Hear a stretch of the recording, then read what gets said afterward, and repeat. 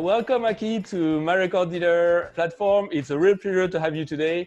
It's an honor to have you because like Cosmos Record is known worldwide by diggers. It's a great store and really recognized. So I'm really very happy to have you on the show today. Welcome. Thank you. Yeah, no, thank you for having me. It's a real pleasure. I didn't have the chance to go to your shop because it's in North America and I spent most of my life between Europe and Asia. I digged a lot in Asian countries like Japan specifically, or Taiwan and Korea, but America and North America in general, very little. So I'm very frustrated and I hope I can go soon. Right now it's probably not the right timing though, but hopefully soon. So for people who didn't have the chance to go to your shop and meet you, maybe you can tell us a little bit about your background as a digger, as a dealer, and then tell us more about how Cosmos was founded and the recent developments. So my shop was, we opened in 98. It took me about 6 months or so to get the shop ready. You know, I drove around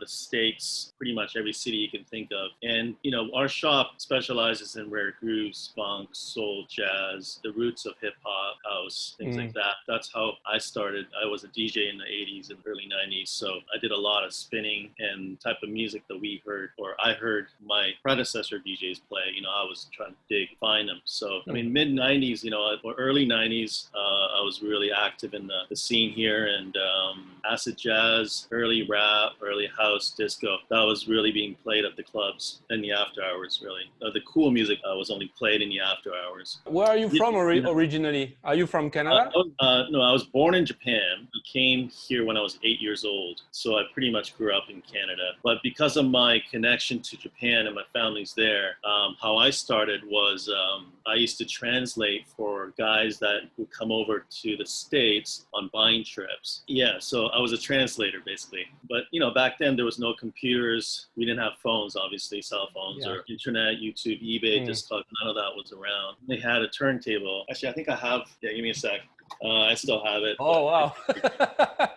That's really old school. Yeah, this is really old. But I go to warehouses in the States, spend days, maybe a week every day, get there at 9 o'clock in the morning, go through record after record after record, listening, trying to find that track. And we would spend days actually. What was the trigger for you? What got you into like a digging record or collecting vinyl originally? I guess it was just, I would go to after hours. My older sister loved music, so she would take me to the after hours, and you know, the music that was being played there, I was drawn to. It wasn't popular, or there weren't things that you normally heard on the radio, and so I would start going to record stores. Whatever I heard at the bar last night, or I go to the shop next day, and you know, a lot of the older DJs would be in front of me, and the record store guys would be like, "Okay, this is the new one.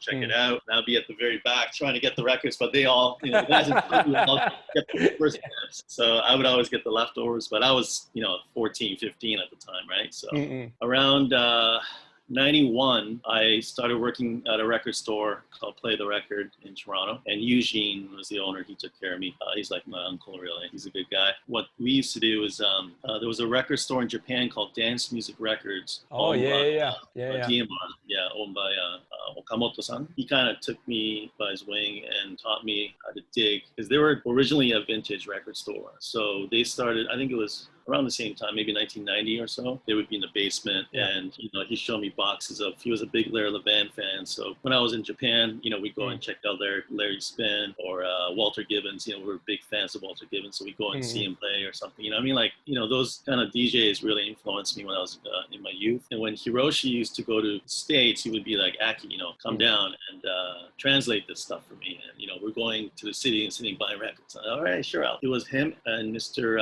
Toru Seki. Seki, Okay. who owned Sounds of Blackness, which is another old record store. But Seki-san used to work with Okamoto-san to dig records. So those two were the main guys that really kind of brought all those vintage records to Japan early. I see. Digging, we go to Montreal, we go to New York, all those places to dig. They would teach me how, the kind of sounds that I should be looking at. And that sort of scene, the free soul scene, kind of spawned from acid jazz. And they had this magazine called Suburbia in the early 90s. And one day Hiroshi said, hey, give me this book. Look for all the records in this book. So I was like, sure. So I took the book, walking around record stores.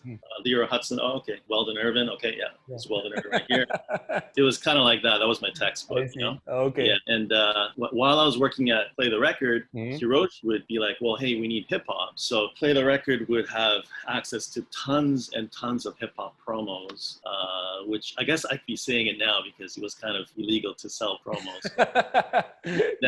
Now nobody cares. 1991. So he'd send like 200 copies of Nas or like, Life's a Bitch or copies of, Diamond D's album or like, they would get tons of promos, ship it to Japan. And that's how I started. I would be translating on the phone to Hiroshi, stuff like that. I was DJing a lot, mostly disco and house. So Hiroshi would send me Japanese house promos and things like that. There was a lot of Blaze and like pure guys that never really made it. That was my beginning. That taught me about this business. It's funny because with a friend of mine, I've worked on a project called Once Upon a Time in Japan. It's focused on 90s Japanese house, kind of rare and underground stuff. So you must have a lot of records that would be very interesting. I was really into it. I didn't know anybody. Well, that's good that you did talk about that. So about the shop, you said you opened it in 98. I understand that you've opened also several other locations. I guess around late 90s, I thought I was late in the game. Everybody was doing it early 90s already. They're buying up one-stops in the States. And the music that we wanted to carry everything was from the States. So we all went on buying trips to the States. There were, 30 Japanese dealers at a time, kind of things like that. Actually, at that time, it was much less, maybe 5 or 6, but it became too long. But, before that, I would go on every month to New York. There would be the FMU twice a year. Every month there was a Holiday Inn. There was a record show there every month. So all the beat diggers would go there. We'd all go there. Every 6 months I would alternate, West Coast to East Coast because West Coast had different kinds of music. We're not shipping records by mail. So we have to physically go there and dig them out. Regional records had to be dug out. So I would alternate West Coast, East Coast. And sometimes, I get better records on the West Coast. So I would kind of concentrate on that. I'd go to California, Buena Park or whatever, all those shows, get there at 5 o'clock in the morning, sit there in the car with the other dealers. And as soon as the dealers come in, we jump out of the car and run to the car and we dive into the car and dig out the records. It reminds me of some of the special sales in Japan, like Disc Union or HMV. When the door open, it's like complete war zone, like. No, it was, we all knew which car was what. So, there'll be a car coming in and it's nice and clean and nobody gets out of the car because we're like, oh, that guy's got robbed. So we're not going to go see. But when we saw this one big Batmobile looking car with huge pipes coming out, one coming in and we all knew, ran out of the car. We know that's got the soul and funk, So we'd run out of the car and jump in. We did a lot of that, but that's how we got the stock for the shop. But the small details of it is that we would have to drive every city and rip out the yellow page part to cross off all the chain stores, the CD shops, whatever, and go to the analog shops. Next day, you hit them all. And if you don't see yellow pages ripped out, that means that a Japanese guy wasn't there, right? We were making a sign, that's a turf right here. How is your digging process now? Because I guess you're not checking the yellow pages anymore, right? Now it's different. It's internet's completely changed everything. There's a lot of positives and negatives, but you just got to go. We got to go with what we have. We adjusted. Do you still manage to find some like I don't know, abandoned warehouse or like old record shop that still have some kind of stock somewhere that nobody's looking for? before? It's really, really, no, those are long gone. It's gone. Yeah, it's No, gone. yeah, Yeah. because the cutout era in the 80s, that's when all the Japanese and the British hit the cutout Yeah. shops. Mhm. There were a lot, every major city had a cutout shop where all the stock that was unsold, went there and Yeah. discounted. You'd find sealed records. Mhm. So that was done. And also every store had a one-stop. So what a one-stop was, I don't know if your audience know, but local record shops would go to the one-stop. If the local shop, okay, we ran out of Larry Harlow, okay, let's go to the one-stop. There was a black one-stop in pretty much all the major cities in the States. Mhm. So we would try to find them. They're very, very difficult to find.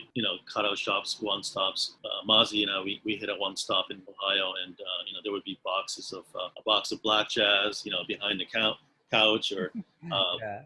200 copies of sealed Pink Floyd, or just records everywhere. Like those are all been hit, Mhm. and a lot of it was hit before we even Yeah. got there. My late 90s, we were pretty lucky to have hit Yeah. a few.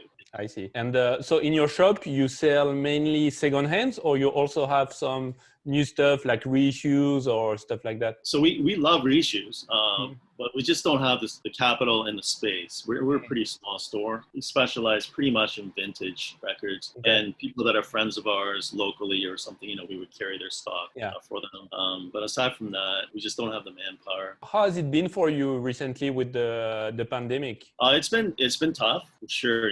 We were closed for 2.5 months, so we were treading water for during that time just to stay afloat. Luckily for us, we were never an internet store. So that actually saved us. We knew all our customers. So I was able to do home deliveries. Oh, Customers wow. would see me show up in the front door and, hey, here you go. Okay. Yeah. So I would try to, do hand deliveries that way, Okay. just to stay afloat. And now, we're very fortunate that Canada numbers are pretty low and manageable, I think. So we were able to open. I think we're back to maybe 70%, 80%. We're getting there. We had really good support from customers and people that have come. So very, very strong ties in the local community. Yes, we try to be, in the scene, in the community. I'm a little bit out of the loop now. I'm a little bit older now, so there's a lot of younger generation DJs that are doing a really good job creating a scene in Toronto. I know all the DJs here that are working hard. I know all the lazy ones too, but I used to spin deep house, and I'm a big fan of Toronto deep house scene from the early 90s. I had a lot of records where I would check the credit and it was say like Toronto, Toronto, Toronto. Oh, and yeah. There were some really good DJs. Nick is another one. Nick Holder's another oh one. yeah, Nick Holder. He was, I've known him since high school. Yeah, we had good times. I actually saw him once in Japan. He came to Tokyo and he played, and I got one of my records signed. Cool guy. Yeah, he's a good guy for sure. Yeah. Okay. So maybe we can move to the records you've selected for us today. What's the first one? The first one is, just kind of getting back to how we operate. So because of the digging has become so hard and difficult, we started to concentrate on certain areas of the States. So Ohio is one. Okay. I have a business partner, Mazi, and I actually credit a lot of my knowledge of my record collection to him. He's a few years older than me. We came out in the same scene, the rare groove and the hip hop and the acid jazz scene and the jazz dance, obviously. He's incredibly knowledgeable. How did you guys originally meet? Do you remember? Yeah. Well, I've heard about him and he heard about me, but nobody would introduce us. And he was in Ohio. He was based in Ohio. He knew how to dig. He knew the sound, and he had connections, So one day he came to my store. He showed up. He was vacationing and came in the shop and he said, Are you Aki? And I said, Are you Mazi? And that's how we met. But we kind of had a mutual respect for each other for a little while. And I didn't really want to step on anyone's toes while he was doing business. So there was an opportunity that came up, and we just kind of started to work with each other. And we just made a pact, a long-term goal. We're going to support each other, and we're going to unearth a lot of music that is not known to the world. Our job is to supply the music to producers, to beat makers, to collectors. Ohio has been good to you so far? Yes. So one of the records that we, I guess, kind of uncovered is this one here, Hot Chocolate. Coupling record is Lou Rag. So Lou Ragland sings on Hot Chocolate. Hot Chocolate has members from S.o.u.l, which is a funk record. Hot Chocolate was a band that apparently was playing in Cleveland a lot in the 70s. They were jamming everywhere. It's a pretty hot record. Lou Ragland's got a voice that you just can't replicate anymore. You don't hear that kind of soul voice, Amazing record. record. This was produced in '78. It's kind of cool because this record was recorded in Trina's lounge, and so the band signed this record to Trina. So it's kind of monumental. We found this record. I mean, Mazi found this record in the '90s, and you know, when he first gave it to me, he's like, "Yeah, this is hot chocolate. You know, whatever. It's good soul." So I think I took it to London, and when I was traveling, and I tried to sell it to people, but nobody wanted it. You know, they didn't know what it was, never heard of it, and it was a little bit expensive. So I ended up selling it to Honest John's or John's. No, Soul Brother. He was like, "What am I going to do with this record?" I said, "Well, no, it's up to you." You know. Yeah. A month later, it came out on its label. So that was in '99 or '98, around that time. It's funny because when you sent me the list and with hot chocolate, I didn't know the record, and I looked for it on Discogs, and I found out there are just so many soul funk bands called themselves Hot Chocolate during the 70s. I didn't know which one it was. You know, I was so confused. So can you play one of the tracks for us? Sorry, you know what? I just realized this one's sealed. Oh shit! Yeah, don't open it. I know my show is very special, but please don't open it. Yeah, no.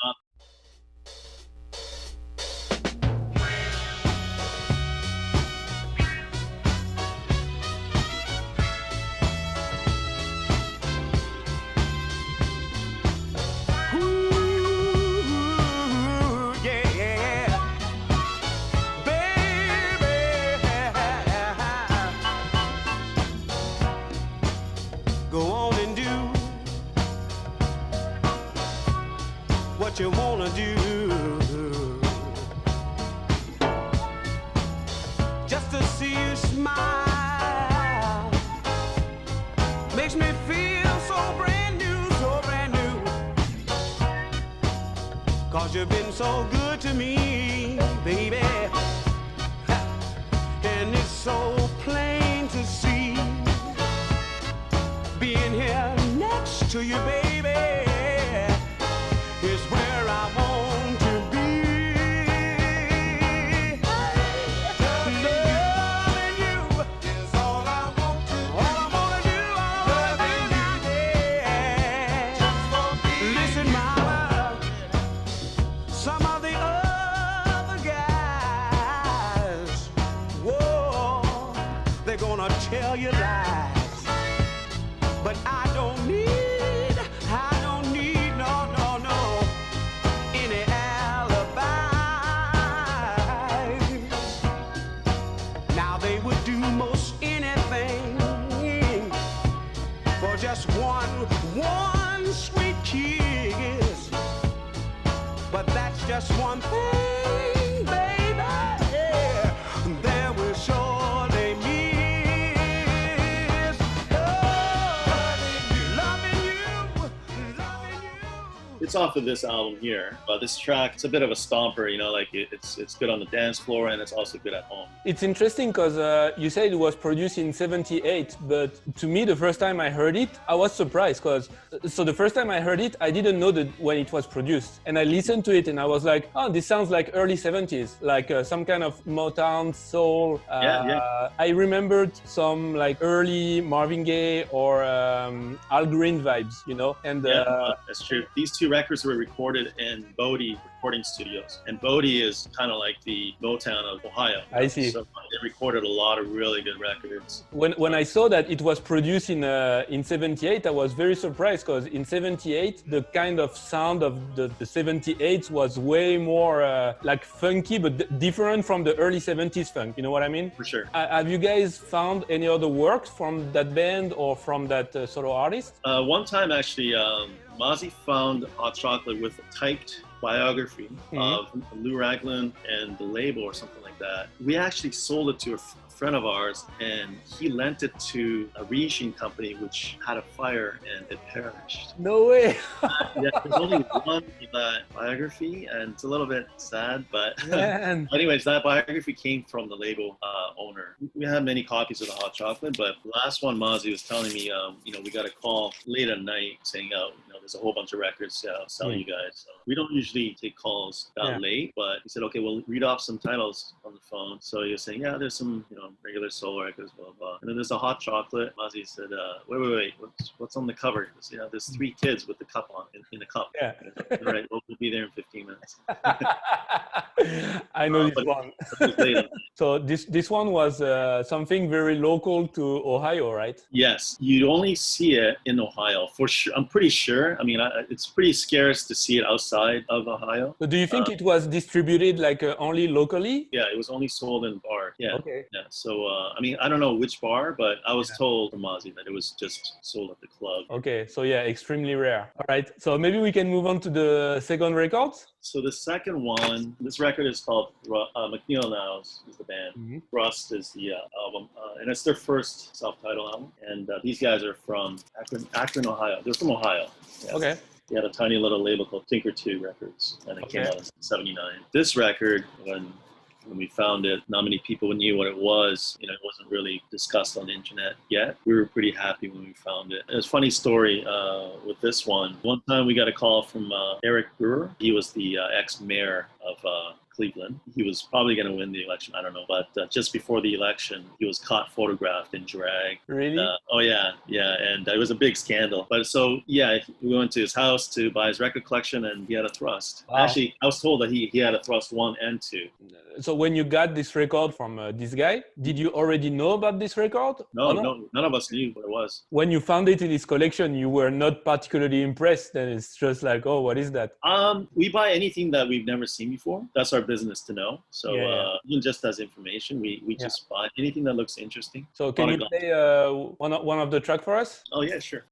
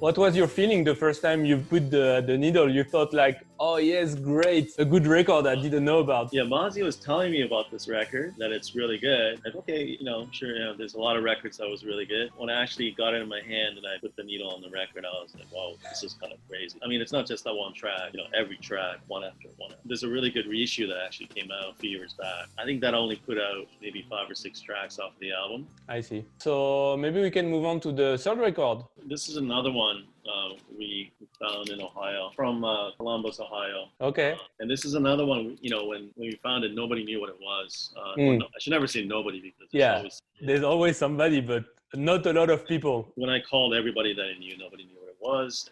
We couldn't find any info on it. I called one guy in Japan, and he finally told me. He said, "Yeah, apparently it was sort of popular in the sweet soul era in Japan. So that's in the late '80s when the sweet soul was really big. This record was relatively known in the collector circle. You know, I was told that it's an incredible record. You got to check it out. And when I heard it, I couldn't believe how good it was." And do you remember how you first heard about this record or met or found this record the first time you found it? Yeah, what happened was so Mazi was coming to visit me, and somebody called and said, "Hey, you know, there's a collection." For some reason, he was saying that it pops up in St. Clair, Ohio, which is a little township off of Highway 90. I mean, this record is from Columbus, so maybe one of the members moved there or lived there. We found 2 copies in St. Clair. I don't know, there's something about that area. Ohio it's interesting. It's part of the Rust Belt. It's where the manufacturing industry transports steel along the river. A lot of people settled there along the Rust Belt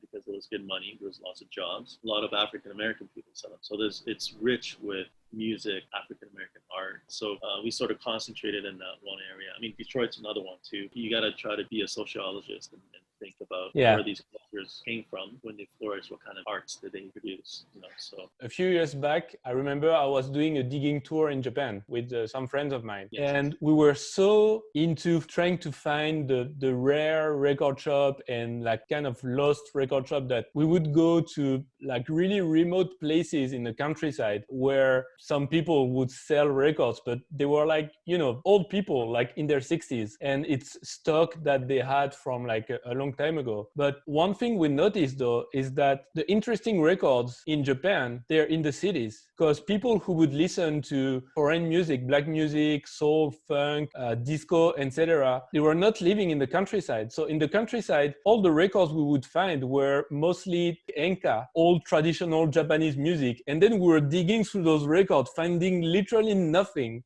And we were like, we're losing our time here. There's nothing here. And after doing a few shops like that, we realized that we really have to think in terms of sociology. Who listens to what and where did they live, you know? yeah, they settled. Yeah. I think you got to just go back to the history of where people settled. Yeah. So can you play a tune from this record?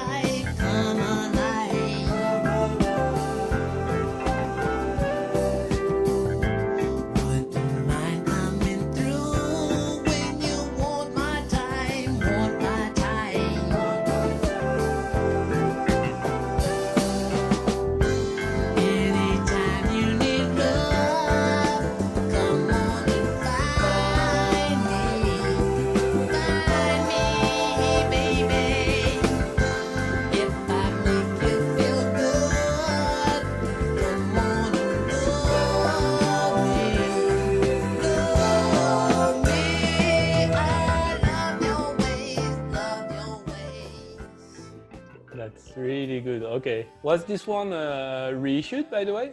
Yeah, I think in the last few years got a reissue, which is nice because the original is extremely scarce. It's really good for everyone to be able to get the music. Do you work on reissues yourself sometimes? That's another full-time job. I just don't have I don't think I have the time. I don't think I would be able to do my job well here. I would work on reissues. issues. So Okay, you've decided to dedicate your time to unearthing good records. yeah, try to do one thing really well. Yeah. Okay, cool. Let's move on to the next record. What did you select? This is a record called Black Unity Trio. Going back to the point, you got to be a sociologist. Jazz had elements of the Muslim religion, 50s and 60s. There was a lot of segregation. It was pre-civil rights, so there was a lot of racism. Black musicians were not able to get gigs and get on stage. So Yeah. Nation of Islam or the Muslim religion, they preached equality, and a lot of the musicians felt that was more what they believed in. And Yeah. people like Sahib Shah, Yusuf Latif, all these people, they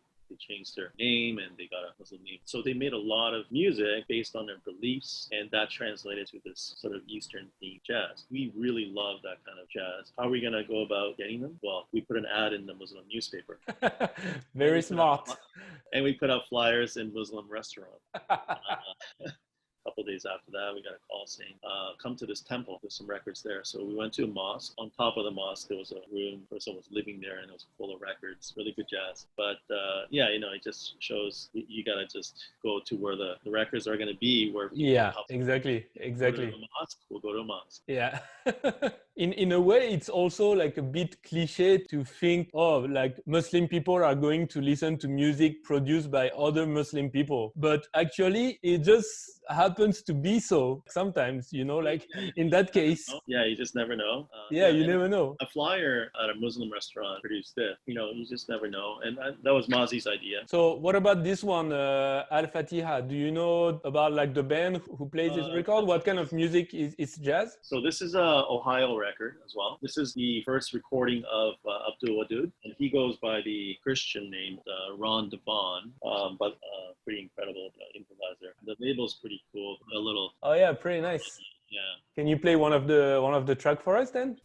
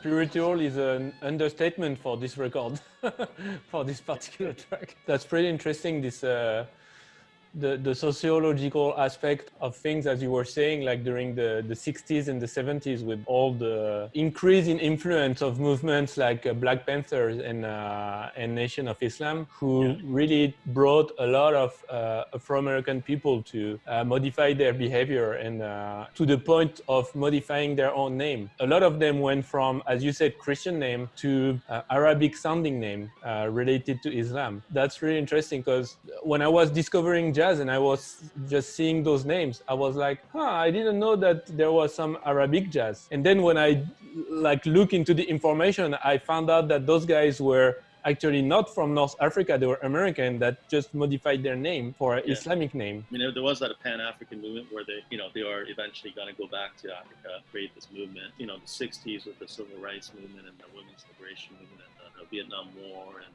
all these struggles. People had the blues. They created beautiful music.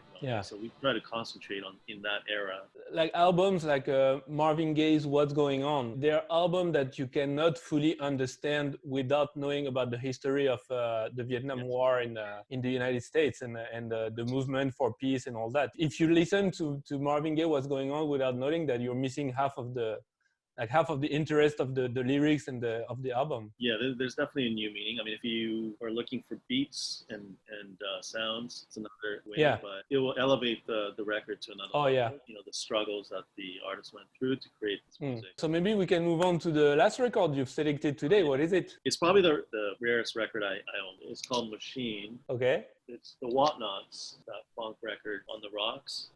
So before that, they were sort of called Machine. Okay. They recorded this album. What kind of looks like. Okay, I see. Okay. There's alternate versions of Whatnots songs that came out before On the Rocks. It's a pretty special record. Do you remember how you found it first? Again, Mazi found this one this is 20 years ago. Yeah, it was in a record fair. One of the guys had it, but there was no internet, so nobody knew what it was. So a bunch of guys sitting on a statue with a bunch of tools around it, all platinum. So he's like, no, I've never seen that, never heard of that before. For some of the records that you've introduced today, have you managed to meet with the actual musician that made those records? Are they still alive? No, they can't be found, except for S.o.u.l. Yeah, Lou's a personal friend of Mazi. Mazi actually reformed s.o.u.l. in early 90s. Actually, s.o.u.l. I used to have a nightclub here in Toronto, a place called Una Mas, about 20 years ago, and we had a live stage, 400, 500 people capacity. S.o.u.l. actually came to the club and they played live. They did a version of Burning Spear live, and it was really cool. So, okay, can you play one of the tracks of this album? Hey, brother man, lock your door before you go to bed.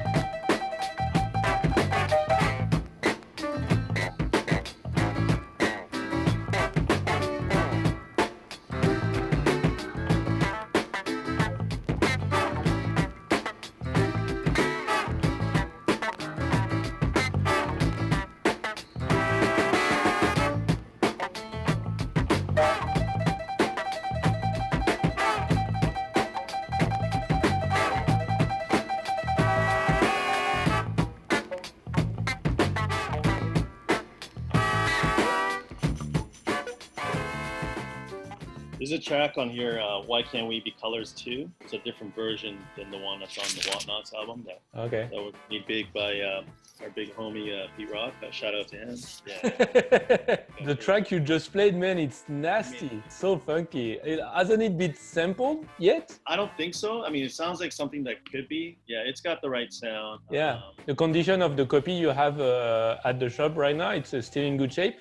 Yeah, this one, the cover's nice. It's got the shrink. The record's really nice too. I mean, it's as clean as it can be, I guess. The label's known to have a bit of noise. Okay, it's actually a funny thing because I've been living in Japan for about 10 years, and I've been like record digging a lot over there in Japan. Pressing is almost never an issue. If the record is sealed in Japan, even if it's from the 70s, most of the record, most of the time, they sound pretty good. It's not something you have to care about, but it seems that in the States, some of the pressing plants, sometimes the pressing is the shit. Yeah, it's recycled vinyl. Whatever that doesn't sell, they'll melt it, and sometimes when they melt it with the label. Little pieces of debris in the vinyl, so when it comes out to press, sometimes little bubbles in them. Inside there's debris, but in Japan they wouldn't do that. Oh, I didn't know that. Okay, that explains a lot. It's just nature of collecting, right? Like if you're looking for sound quality, then don't buy originals. I would say it's not for the same purpose. Like having an original is more for to me, it feels like having a piece of history. Having the reissue,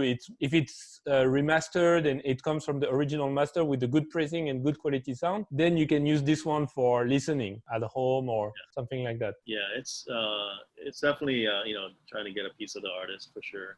As I get older, I'm leaning towards collecting cultural records that have history. I totally feel you, because nowadays with the internet and since digital with the CD, like music cannot be lost anymore. There's always going to be a copy somewhere. But before that era, when everything was organic, like a lot of music has been lost. Like some masters have been lost, things that have been pressed in a very, very small quantities, or stuff that were only made in promo and the promo cannot be found anymore. Literally, the music is lost. If you cannot find a person with a good condition record and you digitalize that record, then it's lost. So trying to find those rare records, to me, it's like a work of trying to, finalize the puzzle of music that has ever been produced before, kind of. Preserve the culture. Yeah, exactly. It's actually a good thing that this record digging movement started like way back then. I think it's literally your generation in the 90s that started that movement of record digging, and